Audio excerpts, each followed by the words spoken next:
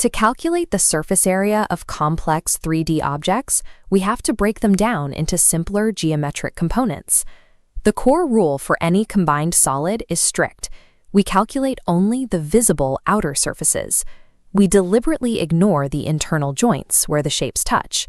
We will prove this method by working through 3 distinct problems, stepping up the mathematical difficulty at each stage. Visual deconstruction allows us to bypass the complexity of long formulas and focus on identifying the visible surfaces. Problem 1 gives 2 separate cubes, each 64 cubic centimeters. Before joining them, we find the edge length. The cube root of 64 is 4 centimeters. Once joined, the new cuboid's width and height remain 4 centimeters, while the length expands to 8. Notice the joint. The total volume simply doubled, but the total surface area did not. The 2 touching faces are now hidden internally, which removes them from our equation. We apply our deduced dimensions to the total surface area formula for a cuboid. Plug in our numbers. Length is 8, breadth is 4, and height is 4. Multiplying gives 32, 16, and 32. Added together, multiplied by 2, the final area is 160 square centimeters. Doing the prep work to visually find the hidden dimensions makes applying the formula a straightforward arithmetic exercise. Next, a hollow cylinder mounted on a hollow hemisphere. The total height is 13 centimeters, and diameter is 14. The radius is 7.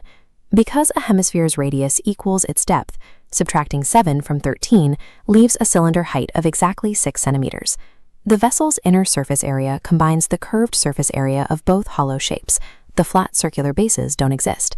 Add the hemisphere's 2 pi r squared to the cylinder's 2 pi r h. Substituting our measurements, the final calculation equals 572 square centimeters. Students often mistakenly plug the total height into the cylinder formula. Always isolate component heights first. Our final problem is a toy shaped like a cone mounted on a hemisphere. The total height is 15.5 centimeters, with a radius of 3.5. We subtract the 3.5 centimeter radius from the 15.5 centimeter total height, giving a true cone height of 12 centimeters.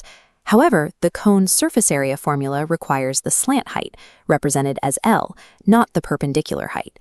Look at the internal dimensions forming a right triangle. Pause the video, use the Pythagorean theorem to calculate the slant height L, and hit play to check your work. Applying the Pythagorean theorem, we square the radius of 3.5, add the squared height of 12, and take the square root. The true slant height is 12.5 centimeters.